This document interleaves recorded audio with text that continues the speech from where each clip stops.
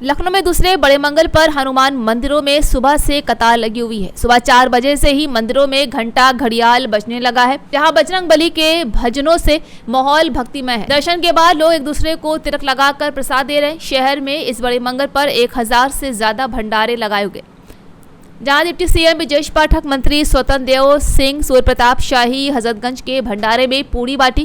कृषि मंत्री शाही ने कहा है कि लखनऊ पहले लक्ष्मणपुरी ही था, ये भंडारा हमारा परिवार कई सालों से करवा रहा है। वहीं अलीगंज स्थित वीर हनुमान मंदिर में भक्तों को गर्मी से राहत देने के लिए फॉगिंग कूलर भी लगाया गया, जहां नगर निगम ने इस बार 376 लोगों ने बड़े मंगल के भंडारे ऑफिशियल रजिस्ट्रेशन भी करवाए हैं। लखनऊ के चारबाग के मोहन होटल का अवैध निर्माण टूटेगा, जहां एलडीए ने जारी किया है नोटिस और 2 सप्ताह का समय दिया गया है। जी हां, लखनऊ के चारबाग स्थित मोहन होटल पर अब बुलडोजर चलना तय है, जहां होटल के 2 फ्लोर अवैध तरीके से बने हैं, जिन्हें गिराने के लिए लखनऊ विकास प्राधिकरण ने 16 मई को नोटिस जारी कर दिया है।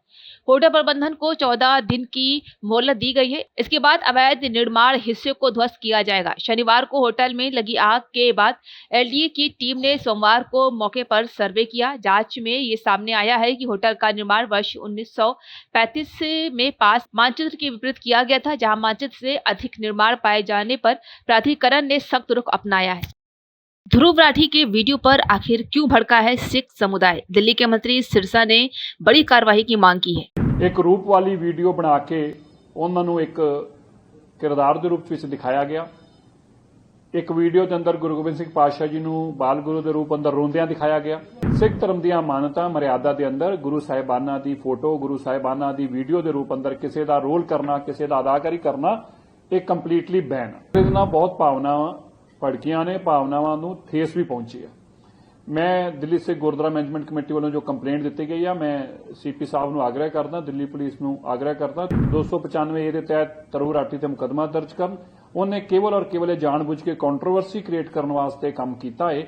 ध्रुव राठी वालों जो गुरु गोबिंद सिंह पातशाह जी की, गुरु तेग बहादुर पातशाह जी की एक रूप वाली वीडियो बना के उन्होंने एक किरदार के रूप में दिखाया गया।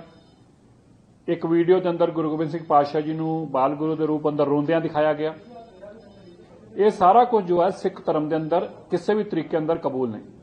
सिख धर्म दी मानता मर्यादा के अंदर गुरु साहिबाना की फोटो, गुरु साहिबाना की वीडियो के रूप अंदर किसी का रोल करना, किसी का अदाकारी करना एक कंप्लीटली बैन। और जो कुछ इस अंदर होया है पूरे देश और दुनिया के अंदर सिखां दियां लगातार फोन और मैसेज आ रहे हैं, सोशल मीडिया से भी बहुत वायरल हो रहा है और इहदे नाल बहुत भावनावां भड़कियां ने, भावनावां नूं ठेस भी पहुंची है। मैं दिल्ली से गुरुद्वारा मैनेजमेंट कमेटी वालों जो कंप्लेंट दी गई है, मैं सीपी साहब को आग्रह करदा, दिल्ली पुलिस को आग्रह करदा तुरंत उस पर कार्रवाई करन। 295 ए तहत ध्रुव राठी ते मुकदमा दर्ज करन। उन्हें केवल और केवल जानबूझ के कंट्रोवर्सी क्रिएट करने वास्ते काम किया है, जो कि कभी भी किसी भी सूरत अंदर बर्दाश्त नहीं किया जा सकता। और नाल ही जिस प्लेटफॉर्म्स उत्ते सोशल मीडिया के प्लेटफॉर्म्स से वीडियो चल रही ने तुरंत उन्होंने तो रिमूव कराया जाए, ऐसी मेरी रिक्वेस्ट है दिल्ली पुलिस को। उत्तर प्रदेश स्थित कासगंज को योगी सरकार ने 724 करोड़ रुपए की विभिन्न परियोजनाओं का तोहफा दिया है। इस दौरान एक सरकारी कार्यक्रम में मुख्यमंत्री योगी आदित्यनाथ ने पाकिस्तान में भारतीय सेना द्वारा अंजाम दिए गए ऑपरेशन सिंदूर का जिक्र किया। सीएम ने कहा है कि सेना ने पाकिस्तान को घर में घुसकर मारा है और चारों खाने चित कर दिए।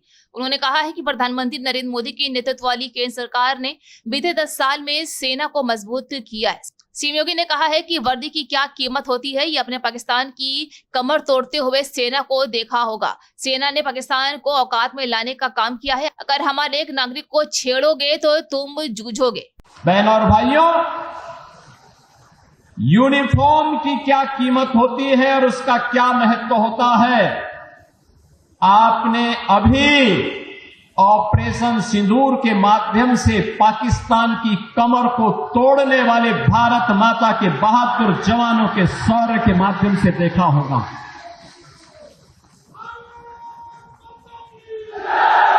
आपने देखा होगा कैसे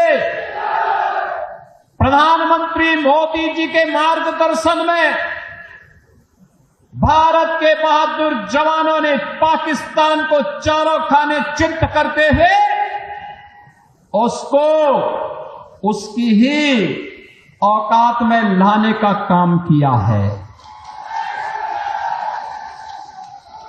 अगर हमारे पास मजबूत सेना नहीं होती, भारत माता के पास बहादुर जवान नहीं होते, तो पाकिस्तान जैसे दुश्मनों के रहते हुए देश की जनता कैसे सुरक्षित रहती, कैसे सुरक्षित रहती। अब तो भारत ने बता दिया है कि अगर हमारे एक नागरिक को भी छेड़ोगे तो अपने अस्तित्व के लिए जूझोगे, अपने अस्तित्व के लिए जूझोगे। और आज पाकिस्तान दुनिया के अंदर गुहार लगा रहा है कि जान बकस दो एक बार।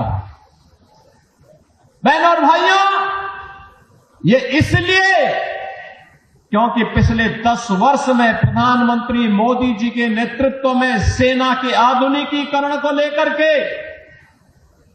सेना के सुदृढ़ीकरण को लेकर के लगातार कार्य हुए हैं। और इसीलिए भारत की सेना दुश्मन के किसी भी प्रकार का मुकाबला करने के लिए सदैव तत्पर रहती है। अगर कभी दुश्मन ने कोई जरूरत की तो उसके घर में घुस करके उसको मार करके उसका काम तमाम करने की पूरी क्षमता भारतीय सेना के पास है। बहनों और भाइयों, जो काम देश की सुरक्षा के लिए सेना का है, उसी प्रकार का कार्य आंतरिक सुरक्षा में कानून का राज स्थापित करने में पुलिस की हुई होती है। याद करिए 2017 के पहले का उत्तर प्रदेश। उत्तर प्रदेश में बिजली उपभोक्ताओं को 5 साल बाद तगड़ा झटका लग सकता है। गौरतलब है कि Uttar Pradesh power corporation limited द्वारा आय और व्यय के आंकड़े दाखिल कर बताया गया है कि बीते 5 साल से बिजली के दाम न बढ़ने से राजस्व का अंतर बढ़ गया है।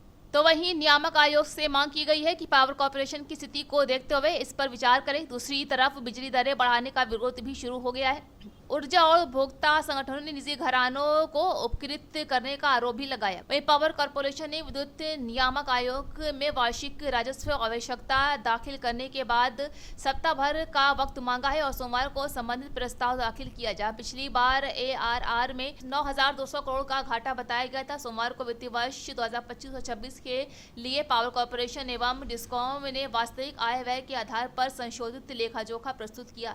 बताया गया है कि वित्तीय वर्ष 2024-25 में विद्युत कंपनी द्वारा विद्युत बिलों के सापेक्ष वसूली मात्र 88% ही पाई गई है। रामनगरी अयोध्या में मंगलवार को अपनी जनता पार्टी के राष्ट्रीय अध्यक्ष स्वामी प्रसाद मौर्य पहुंचे। यहां उन्होंने ऑपरेशन सिंदूर पर सवाल उठाया है और कहा है कि पाकिस्तान में एक ही भी आतंकवादी नहीं मारा गया है। प्रधानमंत्री नरेंद्र मोदी ने ऑपरेशन सिंदूर चलाया तो बहुत खुशी हुई कि देर आए दुरुस्त है। सोचा था कि ऑपरेशन सिंदूर के माध्यम से आतंकवादियों का खात्मा होगा, लेकिन 24 घंटे के अंदर सब टाए फुस हो गया। मौर्य ने आगे कहा है कि बहनों का सम्मान करने के बजाय उनका अपमान किया गया है। ऑपरेशन सिंदूर के नाम पर बहनों को धोखा दिया गया है। ऐसी क्या बात थी कि 24 घंटे के अंदर बैकफुट पर आ गए, जबकि एक भी आतंकवादी वहां पर घुसकर नहीं मारा गया। सारे आतंकवादियों का सफाया करने के बाद ही युद्ध बंद किया जाता है।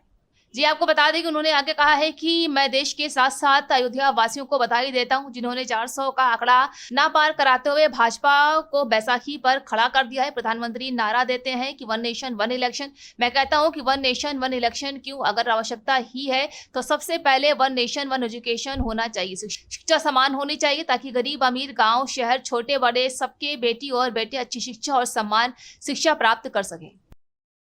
यूपी के गोंडा में सोमवार की आधी रात पुलिस और बदमाशों के बीच मुठभेड़ हो गई। इसमें पुलिस की जवाबी कार्रवाई में गोली लगने से एक बदमाश ढेर हो गया। उसकी पहचान सोनू उर्फ भुर्रे निवासी कादीपुर करनैलगंज के रूप में हुई है। इस पर 1 लाख रुपए का इनाम था। जी आपको बता दें कि मुठभेड़ उमरी बेगमगंज क्षेत्र के सोनौली गांव के पास हुई, जहां एसपी विनीत जायसवाल ने बताया है कि 24 अप्रैल को उमरी के डिक्सिर गांव में चोरी के दौरान हत्या के मामले में पुलिस को सोनू की तलाश थी। सोमवार की रात उसके सोनौली गांव में पास होने की सूचना मिली। इस पर पुलिस टीम ने घेराबंदी कर ली, जहां पुलिस को देखकर बदमाश ने फायरिंग शुरू कर दी। इस दौरान एक गोली एसओ की बुलेट प्रूफ जैकेट में लगी, इससे वो बाल बच गए। जहां जवाबी कार्रवाई में सोनू को गोली लगी, उसे अस्पताल में ले जाया गया।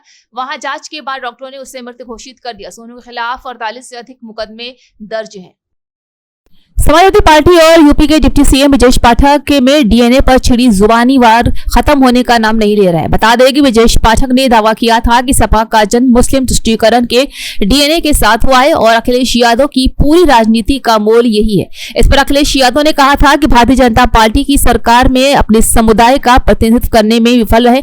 पाठक चाटुकारिता और निथर्थ बातें कर रहे हैं। उन्होंने एक्स पर भी एक पोस्ट किया था और कन्नौज में छिबरामऊ में एक निजी अस्पताल में हुई एक मरीज की मौत का जिक्र करते हुए डिप्टी सीएम से कई सवाल किए थे। वहीं इसके बाद अब लखनऊ में अखिलेश यादव के खिलाफ पोस्टर लगाए गए हैं। ये poster deputy CM Brajesh Pathak के समर्थकों द्वारा लगाए गए हैं और इनमें अखिलेश यादव को माफी मांगने के लिए कहा गया है। इसी बीच मंगलवार सुबह ब्रजेश पाठक ने एक बार फिर से अखिलेश को जवाब देते हुए एक्स पर एक पोस्ट शेयर किया है। अपनी पोस्ट में उन्होंने लिखा है कि आपने मेरे सवाल के जवाब में अपनी टीम से लंबी चौड़ी थीसिस लिखवा दी है और सोशल मीडिया पर पोस्ट कर दी है। ये मेरी आपको सलाह है कि बच्चों से लिखवाई इस बात की थीसिस को पोस्ट करने से पहले एक बार पढ़ जरूर लेते।